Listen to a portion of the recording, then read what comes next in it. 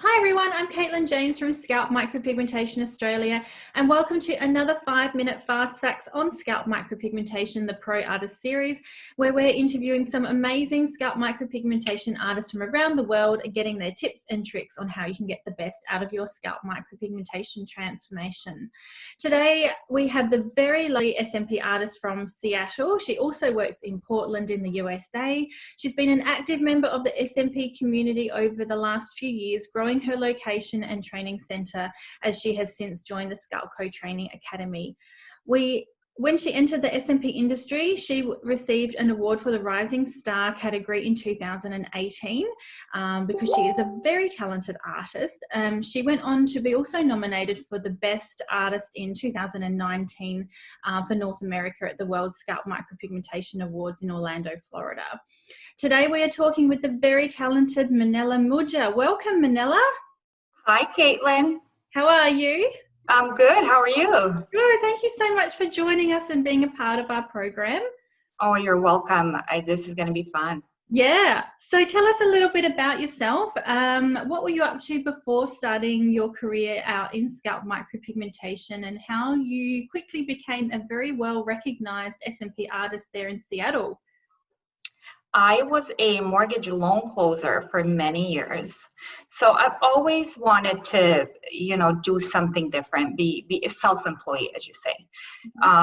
But I wasn't quite sure what I wanted to do. My sister has been in permanent makeup for a while. So she asked me to join her and sort of learn how to do brows and lips and all that. I wasn't really feeling it. So she sent me a video of Matt from Scalp Micro USA doing a scalp micropigmentation, and I'm like, oh, okay, that looks fun. I could do this. And that's how that went. I mean, we took the training together in early 2017, and I loved it. I absolutely loved it. I remember working on my first live model, and right there and then I'm like, this is it. This is what I'm going to do. And I started looking at the locations back in Seattle. Yeah. So but that's how that happened. Brilliant. So let's have a chat about some long hair density work for clients that currently have long hair, but it may be thinning and they wish to make the appearance of their hair look a little thicker. How do you explain to a client who is looking at scalp micropigmentation as a treatment options the benefits of putting SMP in amongst long hair? Well, obviously they have two options: hair transplant or SMP. Hair transplant, is a good option for some people, right? But SMP is non-invasive, and that's pretty much how I, explain it to my clients. It's non-invasive. You don't get to take off work or, anything like that. But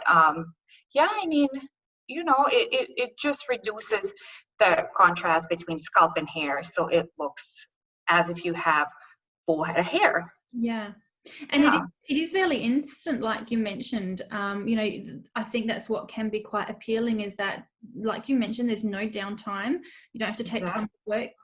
You don't have to wait for hair to grow in like you do with the transplant. Exactly. Yeah, it's immediate results even right after the first session. Yeah. It looks way better. Yeah.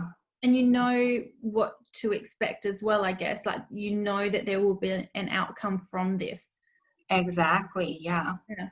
And there is a limit, to who we can help with long hair density. So just describe for us who SMP isn't suitable with long hair density work. Well, for me, for example, I have a lot of people who come in and they have the front part, the hairline, they have the top, but a lot of times they don't have anything in a crown area, right?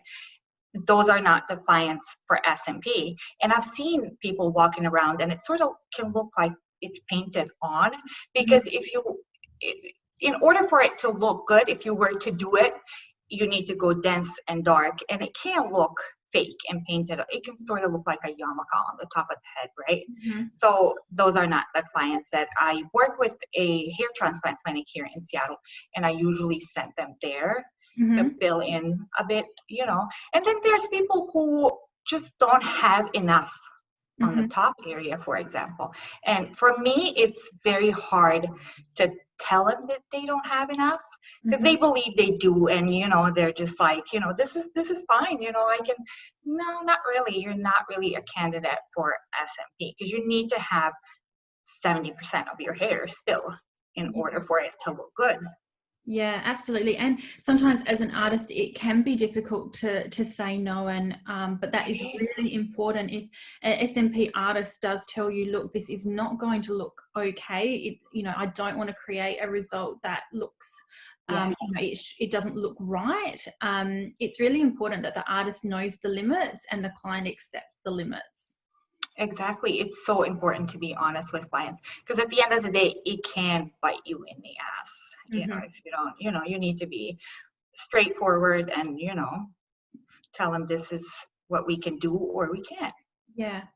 And do you find that you receive more dark hair clients coming through for density work as opposed to lighter hair clients? And why do you think that might be?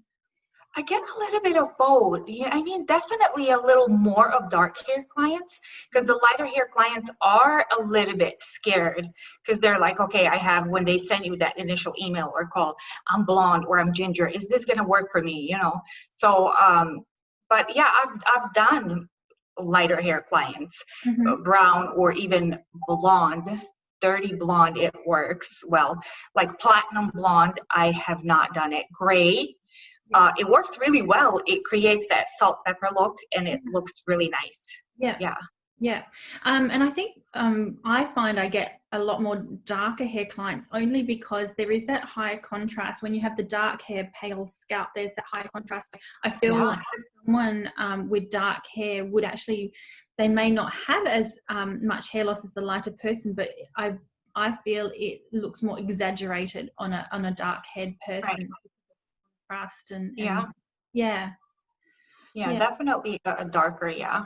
And I mean, I've done someone who is a bit lighter, but I have to modify the pigment, and I do that, adding a little bit of orange maybe to make it a brown, and it looks nice. Yeah, brilliant.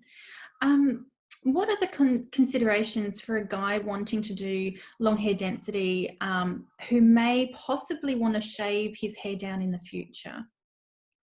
Well, it's the age, for example. If it's someone that's older, and they still have quite a lot of hair, so I would definitely do it. If it's someone who is younger and they will possibly need to shave in the future, I explain to I keep their expectations, where they're supposed to be, because you can't just promise, okay, we can't do this, and, you can go dark and heavy. But what happens if you do shave in, later, 10 years down the road? So this still needs to look nice. So I do have younger clients who, maybe in their 20s are thinning, and, they're like, I want to go darker, or I want to go denser. I'm like, I don't think that's a good idea, because you might lose more hair in the future. And if you shave, you potentially might need to laser it off. Why don't we just give you a bit of, improve it a bit, but not go dark and heavy. Like I would maybe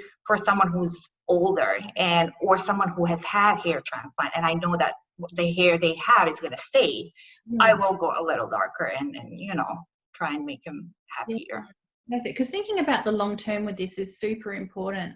This is going to be with a client for a long time. And if someone looks like they're progressing very quickly with their hair loss and they're younger, creating a result that's going to be appropriate if they do decide to shave down, like you mentioned, is super important to consider. Exactly. Because you don't want them to end up having to laser it off and be like, oh my God, what is this? Yeah. So can you share with us a really memorable transformation that you've helped someone with scalp micropigmentation? There's so many, but there's this one guy that it was 2 years ago. He had a hair transplant when he was 16 years old. Wow. He was so young, and he said that high school was brutal. So his parents decided to, pay for his hair transplant in order to maybe, help him, and the kids are, not going to make fun of him anymore. But he was 21 when we did the S&B for him, and he was just in tears. And I see so many people like that where they just start crying. But he was definitely one of my most memorable ones because he went through so much with the hair transplant at such a young age.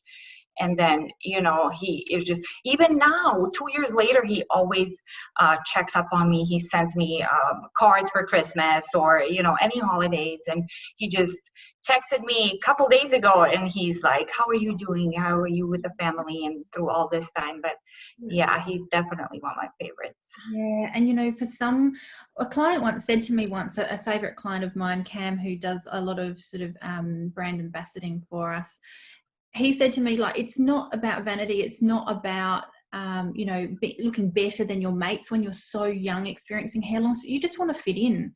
You know, you just don't want to be known as the bald one out of the group. You just want to feel like everybody else. So I really feel these younger clients of ours, you know, it can help them so much. So much. So, and it's so rewarding. It's absolutely amazing. And I miss it so much right now. Yeah.